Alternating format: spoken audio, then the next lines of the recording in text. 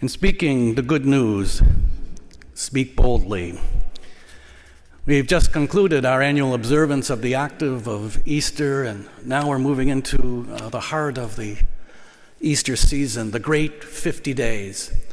And as we have been reflecting, the Easter season is all about the renewal of the community of believers, the renewal of the mission of the church to reinvigorate our passion to proclaim the good news. And every Easter season evokes those powerful energies and communities as they look at their existing ministries and reflect on new ministries and new ways of reaching out to the larger community. Yesterday, the first reading was one of my favorite of the Easter season from the Acts of the Apostles. The community of believers were of one mind and one heart. They held everything in common. There was no one in need in their midst. Those profound words speak volumes about what we are to be as a Christian community. It calls for unity in the community to transcend divisiveness and adversity, because we don't have time for that. We have to be about the proclamation of the good news, of calling as many as we can to the table of the Lord. And so that calls for a renewal of our sense of mission and purpose. I've been involved in a number of conversations recently on, what are some of the learnings that we've had going through this pandemic. Because if all goes well, God willing, the Easter season may be paralleling the reopening of our communities.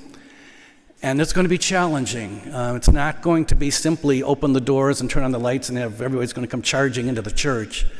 It's going to be a challenge to reawaken within people's hearts how important a faith community is, how central the Eucharist is to our spiritual lives, how crucial it is for each and every one of us to evangelize and to bring the good news, into the world.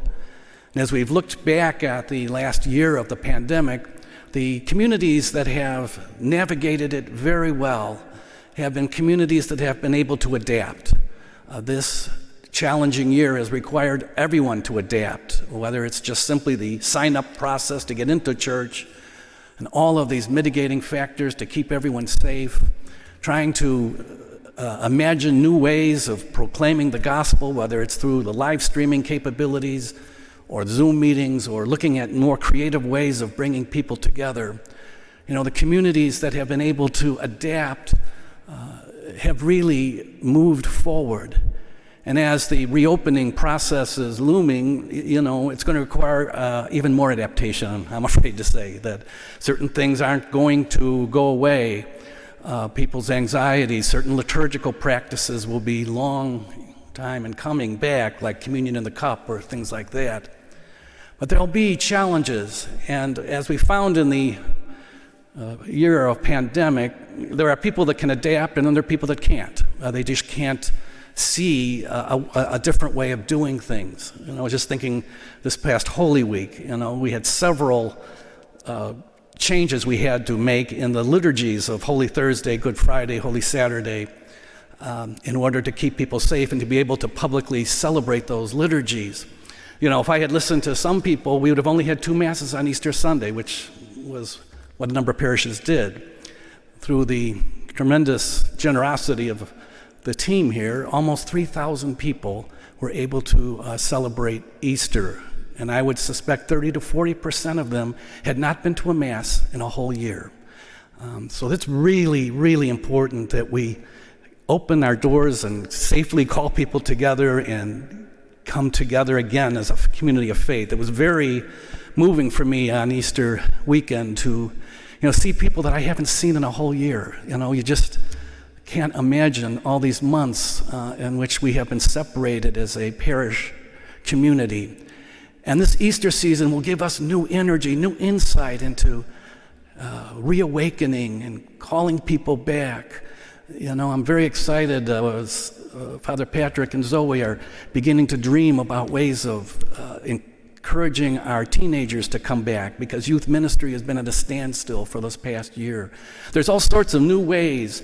The digital ministry is not going to go away. You know, the Catholic Church had been kind of far behind other churches in using that kind of technology. It will never replace one-on-one gatherings or communities gathering for the Eucharist, but there are ways that it can reach people that aren't going to be able to come to church or are debating in their own mind whether they want to reaffiliate. So let us seize the vision of this Easter season. Let's open our hearts to what the Lord is calling to us. As we heard in that first reading, it's going to require us to be bold in preaching the good news. We're going to need to be bold in thinking of new and creative ways of building up the legacy of this wonderful parish that has so much to offer and has offered so much in the past. The early disciples, that first generation of believers, were an extraordinary group of people, weren't they? When you think of how easy they could have given into despair after the Lord's crucifixion.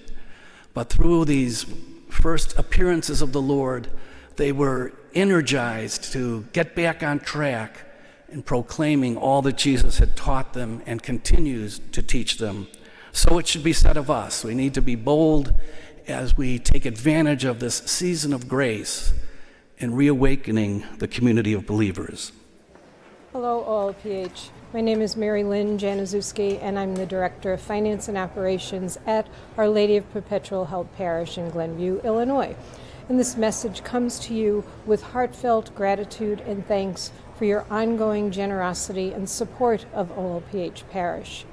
This overwhelming generosity allows us to continue to serve and to minister to the parish community in so many different ways. So thank you, OLPH, for all you do. You are much appreciated.